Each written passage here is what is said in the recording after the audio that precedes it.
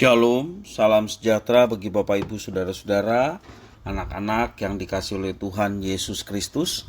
Jumpa kembali bersama saya Pendeta Eka di dalam renungan firman Tuhan pada hari ini, hari Jumat 5 April 2024. Sukacita dan damai sejahtera dari Tuhan Yesus kiranya menyertai hidup kita sekalian. Puji nama Tuhan. Bacaan firman Tuhan hari ini sampai pada pembacaan kitab Wahyu pasal yang ke-9. Kiranya firman Tuhan memberkati kita sekalian. Baik, sebelum kita akan merenungkan bagian firman Tuhan hari ini, mari kita akan berdoa bersama. Tuhan Allah Bapa di surga, di dalam nama Tuhan Yesus, kami datang padamu ya Tuhan, mengucapkan syukur terima kasih buat kasih setia, berkat, pemeliharaan yang sungguh nyata Tuhan berikan dan kami alami setiap waktu sampai hari ini. Biarlah semua kebaikan Tuhan yang kami alami menjadikan kami semakin mengenal pribadi Tuhan dan kami mau hidup dalam ketaatan akan firman-Mu. Berfirmanlah atas kami ya Tuhan, kami sedia untuk belajar serta Engkau yang menuntun kami untuk dapat menggenapinya dalam hidup kami. Terima kasih Bapa, demi nama Yesus kami berdoa. Haleluya. Amin. Wahyu pasal yang ke-9 menjadi bahan perenungan ayat 1 sampai 12. Demikian firman Tuhan. Lalu malaikat yang kelima meniup sangkakalanya dan aku melihat sebuah bintang yang jatuh dari langit ke atas bumi dan kepadanya diberikan anak kunci lobang jurang maut. Maka dibukanyalah pintu lobang jurang maut itu. Lalu naiklah asap dari lubang itu, bagaikan asap tanur besar, dan matahari dan angkasa menjadi gelap oleh asap lubang itu. Dan dari asap itu berkeluaranlah belalang-belalang ke atas bumi, dan kepada mereka diberikan kuasa sama seperti kuasa kalajengking di bumi. Dan kepada mereka dipesankan supaya mereka jangan merusakkan rumput-rumput di bumi atau tumbuh-tumbuhan atau pohon-pohon, melainkan hanya manusia yang tidak memakai materai Allah di dahinya. Dan mereka diperkenankan bukan untuk membunuh manusia, melainkan hanya untuk menyiksa mereka 5 bulan lamanya. Dan siksaan itu seperti siksaan kalajengking apabila ia menyengat manusia. Dan pada masa itu orang-orang akan mencari maut, tetapi mereka tidak akan menemukannya. Dan mereka akan ingin mati, tetapi maut lari dari mereka. Dan rupa belalang-belalang itu sama seperti kuda yang disiapkan untuk berpeperangan. Dan di atas kepala mereka ada sesuatu yang menyerupai mahkota emas. Dan muka mereka sama seperti muka manusia. Dan rambut mereka sama seperti rambut perempuan, dan gigi mereka sama seperti gigi singa.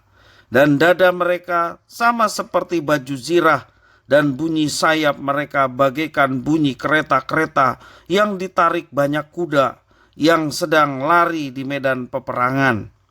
Dan ekor mereka sama seperti kalajengking, dan ada sengatnya. Dan di dalam ekor mereka itu terdapat kuasa mereka untuk menyakiti manusia 5 bulan lamanya.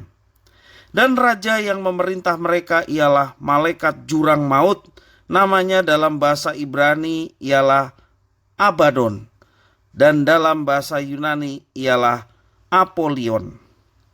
Celaka yang pertama sudah lewat, sekarang akan menyusul 2 celaka lagi. Demikian firman Tuhan. Bapak Ibu Saudara-saudara yang dikasihi oleh Tuhan, kitab Wahyu berbicara soal kengerian hukuman Tuhan yang menyertai bunyi sangkakala perang. Dalam bagian bacaan firman hari ini kita memperhatikan hukuman yang dikisahkan melibatkan belalang yang menyiksa seperti kalajengking, berderap seperti kuda perang, dan bergigi seperti gigi singa, yang namanya Abaddon atau Apollyon. Arti dari Abaddon atau Apollyon yaitu kehancuran dalam ayat yang ke-11. Belalang bukan hanya menghancurkan tanaman, tetapi juga terkait dengan bahaya kelaparan. Namun serangan belalang yang digambarkan di sini mirip serangan militer, dengan dada belalang seperti baju zirah dan sayap mereka seperti kereta kuda perang. Mungkinkah terkait serangan raja-raja dari timur? Atau kata Apollyon yang berarti kehancuran mungkin berhubungan juga dengan permainan kata yang mirip dengan Apollo atau dewa matahari Romawi. Kedahsyatan hukuman dari Tuhan sering digambarkan setara dengan kejahatan yang dihancurkan itu, karena Tuhan Allah itu adil.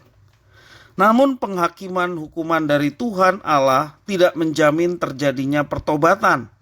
Seperti tulah-tulah yang melanda Mesir, bukannya membuat Fir'aun bertobat dan percaya kepada Allah Israel, tetapi malah mengeraskan hati untuk tetap melawan Tuhan. Akibatnya, hukuman makin menghujam Mesir dan menyatakan keadilan Tuhan atas kejahatan manusia. Di dalam dunia modern sering beranggapan bahwa kalau kita punya sistem hukum yang sempurna, maka masyarakat akan menjadi baik. Optimisme itu sering salah arah. Dalam banyak kasus, hukuman justru tidak menghasilkan pertobatan. Guru yang hanya pandai menghukum misalnya, hanya akan menghasilkan murid yang pahit hati atau menjadi murid yang pemberontak. Bapak Ibu Saudara-saudara yang dikasihi oleh Tuhan, di dalam kitab Wahyu, Rasul Yohanes bercerita juga soal kesaksian atau soal martir, orang yang mati karena iman kepada Yesus. Ya, seorang yang martir dari umat yang telah diselamatkan oleh anak domba. Kalau kita melihat dalam Wahyu pasal 14 yang nanti kita akan juga baca, ya, jelaskan mengenai hal ini. Di tengah cawan hukuman yang ditumpahkan, penting untuk kita mengingat tanda atau materai siapa yang tampak di dahi kita. Semua orang sebenarnya memakai tanda tertentu. Dan pertanyaannya, kita ada di pihak yang mana? Di tengah hukuman penghakiman Tuhan Allah yang terjadi pada waktunya, marilah kita sebagai orang yang percaya kepada Tuhan Yesus, kita mau setia untuk bersaksi bersama dengan umat Tuhan yang lain, menjadi tanda bahwa ada kehadiran Tuhan di tengah dunia ini melalui kehidupan umat Tuhan yang setia. Bapak Ibu Saudara-saudara yang dikasihi oleh Tuhan, kesetiaan kepada Kristus diuji ketika tantangan itu ada. Ketika antikristus, orang-orang yang menentang keberadaan Kristus itu hadir dan ada di tengah umat Tuhan yang senantiasa menjalani kehidupan bersama dengan Tuhan. Kita tidak perlu takut. Mari kita bersandar kepada Tuhan sepenuhnya. Maka Tuhan yang akan menopang, Tuhan yang akan bekerja melalui kita, dan biarlah apa yang boleh kita laksanakan sungguh menjadi kemuliaan bagi Tuhan, oleh karena Tuhan sendirilah yang bekerja dalam hidup kita. Jangan menyimpang ke jalan yang lain. Mari tetapkan diri untuk tetap setia kepada Tuhan. Walaupun banyak tantangan, banyak rintangan, banyak anti-Kristus yang ada di dunia ini, kita tetap setia bersama dengan Tuhan, melaksanakan apa yang diperintahkan. Barang siapa setia sampai akhir, kepadanya akan diberikan mahkota kehidupan. Itulah yang Tuhan akan berikan kepada mereka yang setia sampai garis akhir. Mari kita tetap setia kepada Tuhan, tetap melaksanakan apa yang diperintahkannya. Jadilah terang di tengah kegelapan. Dalam tutur kata, sikap hidup, tingkah laku kita mencerminkan ada Kristus dalam diri kita, sehingga kita dapat melawan antikristus yang ada di tengah dunia ini dengan melakukan apa yang diperintahkan, dan kita meyakini bersama dengan Tuhan, maka kita akan mendapatkan kemenangan. Kiranya firman Tuhan memberkati kita. Mari kita berdoa. Terima kasih Tuhan atas firman-Mu. Mampukan kami menjadi pengikut-Mu yang setia dan melaksanakan apa yang diperintahkan. Karena kami tahu tidak akan pernah menjadi sia-sia kesetiaan umat Tuhan, bahkan para martir yang sudah mendahului, menjadi kesaksian yang indah dan menjadi kekuatan bagi kami yang hidup di masa sekarang, untuk kami dapat tetap setia kepada Tuhan dan melaksanakan apa yang diperintahkan Tuhan, dan tidak akan pernah menjadi sia-sia anak-anak-Mu yang dengan setia melaksanakannya untuk kemuliaan Tuhan. Terima kasih Bapa, demi nama Yesus Kristus kami sudah berdoa. Haleluya. Amin.